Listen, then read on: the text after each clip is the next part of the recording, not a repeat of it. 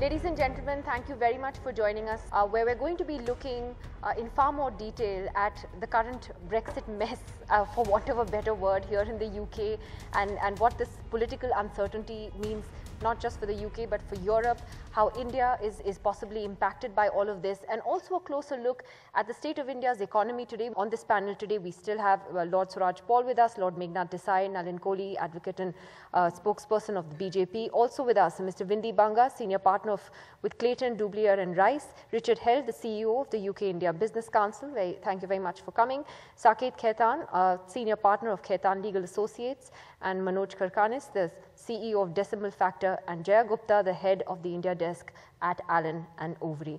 Let me take this question, Lord Paul, to you first, on the political uncertainty now that clouds the Brexit negotiations and everything that has happened over the past few days. Do you think that the UK will still be able to go forward with these talks? Oh, without any question, in my view, because the only 11% people have voted, those who have voted for remain. The rest of them are happy to support that. And don't forget, in Britain, we honor and respect democracy. It was a democratic vote.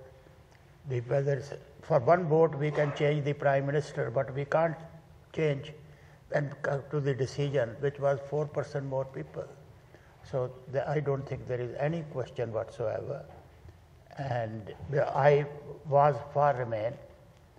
I campaigned for Remain, but you must respect democracy.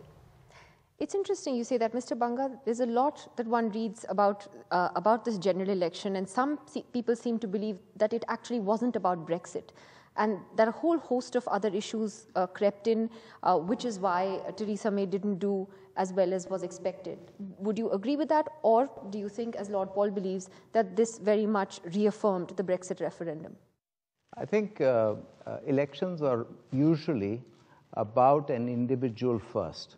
And an individual in terms of his or her quality of life, his or her employment opportunity, his location, his city, education, all of those things. That's what tends to usually drive elections everywhere in the world. Even if it is Brexit, it is how people see Brexit with that light. Why was immigration such a big issue in Brexit? Because it actually impacts employment opportunities, or perceptually did positively or negatively for a bunch of people. So yes, of course, I think the election was first and foremost about, hey, what does this world mean for me as I go forward? I think it's really important to see how the young people voted and what they respond to.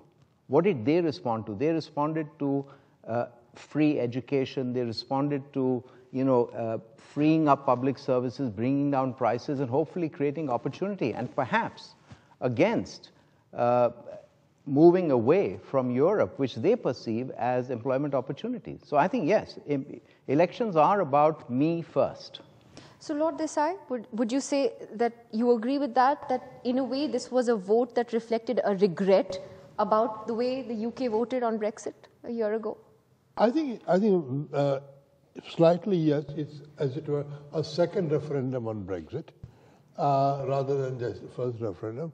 But more than that, I think it was thought by many people to be an unnecessary election, an election which was not needed. It was an unnecessary referendum, many would say. But 7 weeks have been wasted for an election which was not necessary. She had majority of 12. She wanted a majority of, 200 or whatever. But to waste 7 weeks in the beginning of a very complex negotiation process, which is going to be very, very tough, and for which the government is not prepared, we know that. I think it is a folly, and I think the party has been punished for that. And now I think it will not stop Brexit, but it will change from hard to soft Brexit. So, Mr. Held, if you could explain to us, do you think that there is no option now for Theresa May except to go in for a soft Brexit and negotiate on those terms? And what does that mean for countries looking to invest here, for India in particular? Well, I think that she has a number of options that are open to her, but the fact of the matter is the letter that she put in at the end of March was to withdraw from both the common market, but also to come out of the customs union. And that is what's on the table. So she hasn't altered that position as far as negotiation goes. Will she or could she? Yes, of course she could. I mean, we're all trying to read and interpret what the meaning of the cabinet reshuffle is. And you've seen Michael Gove coming in, who's a ardent Brexiteer, but equally on the other side, you've seen some staunch Remainers coming in. So it's very difficult to kind of interpret as to what is going to go forward. I think the other point is we're not in a kind of race. We're not in a 100-meter run on this one. We have 2 years of discussions that are going to go forward. And I'm sure that there'll be a lot of dancing around to begin with to find out each other's negotiating position. So I feel that it will be a period of time before we actually do discern what the nature of Brexit is going to be. But yes, she certainly has options. And taking the point that Lord Desai made, I do believe that the election result is something of a referendum 1.2, where you had a large amount of the youngsters voting who regret possibly that they didn't vote in the referendum, exerting their thoughts onto an election which has had a profound impact. Lord Paul had an intervention here. I don't think there is any difference between soft Brexit and hard Brexit. It's just a terminology. When she became Prime Minister, she called it hard Brexit because she wanted to consolidate her position, in my view, which she did. On the other hand, at the same time, she managed to not only shoot herself in the foot, but almost on the head by declaring the elections. There was no reason for it. It was an absolute waste of time, money, and the energy of the people. We have lost 6 weeks, and the negotiations will have both Europe and Britain would always want to do business, would always want to have better relationship. It's the whole idea of coming out started with this question of Parliament Spring or the Queen. But they're not bothered anymore on that. So you think hard and soft Brexit is more rhetoric than it's absolutely really, rhetoric, and doesn't translate into anything concrete. And as far as India is concerned, I am sure that the business will go on. A lot of adjustments will have to make. So Brexit is good for us. That's been the general feeling. It should be good for us. But let me just get a sense from Jaya Gupta on how investment sentiment has changed here in the UK ever since the first referendum happened, and what this election has done to it now. Well, I think in terms of investments coming out of the UK, what we've been seeing is that there has been a lot of activity still. We felt that perhaps the M&A picture might be dampened as a result of the referendum result last year, but in fact, that wasn't the case. I think we'll have to see how Brexit evolves over the coming months and indeed years to see what the full impact will be. Well, Manoj Karkanis, do you agree that this hard and soft Brexit, as Lord Paul says, is just rhetoric, or do you think that it will actually make a difference what kind of Brexit is negotiated? Okay, I'll begin from where Lord left it. What happened in April caused May and June, and where we are today. But the real challenge is what's Brexit challenges are going to be. And when we drill down, what opportunities really are going to open up with India as far as UK is concerned and EU is concerned. And if we have to drill down to that, we have to look at 2 things. We have to look at what is the trade, what is the trade really between UK and Europe, where there's going to be challenges, and where India can really step in. So if you see the trade difference, so if you see the top 10 trading nations, India does not figure either in the import or export. The total trade India has done is 14.1 billion.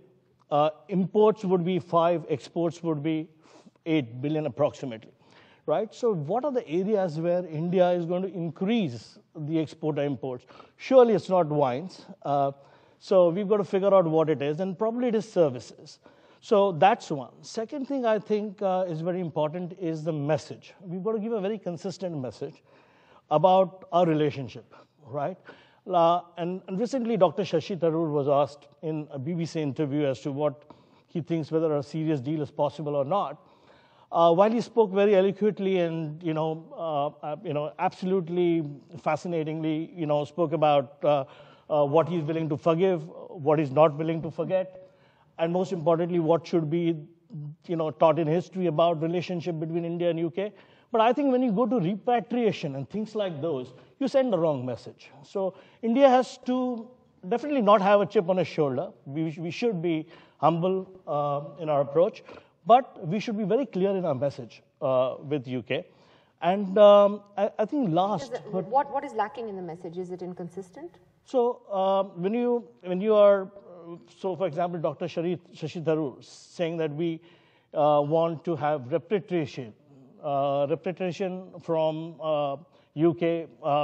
It doesn't matter whether it's £1 or £1 billion, but we want that. And that's a wrong message, because we are talking about history in its own right, and we are talking about future in its own right. So I think it's very important to send the right messages. We are equal sovereign today. We are proudly equal partner in most things and in growth. So I think there are good opportunities. I think the 200 years of history that India and UK has lived as one family, happily, unhappily, willingly, unwillingly, should be the basis of building the future, not pick up a wrong conversation. So that's the message part is very important. Well, Nalin was smiling through that, and maybe Shashi Tharoor would be very flattered that he's had such an impact on the India-UK relationship. But Nalin, hasn't it moved way beyond that now between the two governments? I think Article 19 of the Constitution needs to be borne in mind. Everyone has the freedom of speech and expression, and that doesn't mean it's a government policy.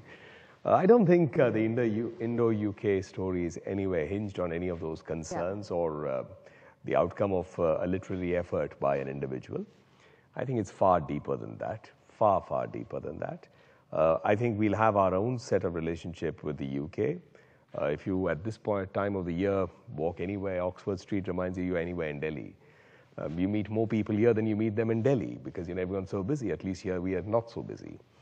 With the EU, we have our own set of priorities that's coming up. Germany is a country that I think with India is working very closely. 1,600 German companies already present in India. The small and medium sector is very, very important. Automobiles, 7 billion euros invested by Indian companies in Germany, 600 joint ventures. So I think out here also it's vibrant. It's there also vibrant.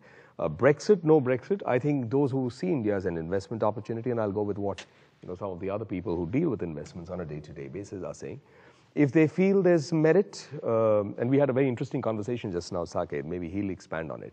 But those who see merit in investments in India will go to India and vice versa. So I don't think it'll be driven by any historical baggage or anything. Hard-nosed decisions, end of the day, will be based on economic considerations, and money does not really follow the heart always. Maybe once in a while. I mean, certainly somebody may, but not mostly. Mr. Khaitan. In my view, I think if you look at UK and India, you've got three different sectors, right? You've got trade, you've got services, and you've got investment. And the three have to be delinked and have to be looked at sort of siloed and looked at the relationship between India and the UK and the manner in which Brexit will impact it. If you look at trade, I'm not an economist, but reading reports, it appears to me that there is very little that the UK actually offers to India.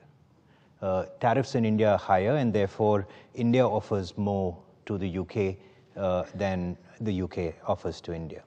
If you look at investment, it's probably equal. We are the third largest here. UK is the third largest in India, fourth largest in India, thanks Nandan. The point on investment is, of course, that a lot of investments come through Mauritius and Singapore, and one can't sort of figure out where the investment is coming from. Services is a completely different ballgame because each country has the requirement to comply with WTO. You can't actually give preferential treatment to any one country, and therefore you're not going to be able to deal with that. It's India opening up of services. We've seen that in legal services. We've seen that in education. It's a problem.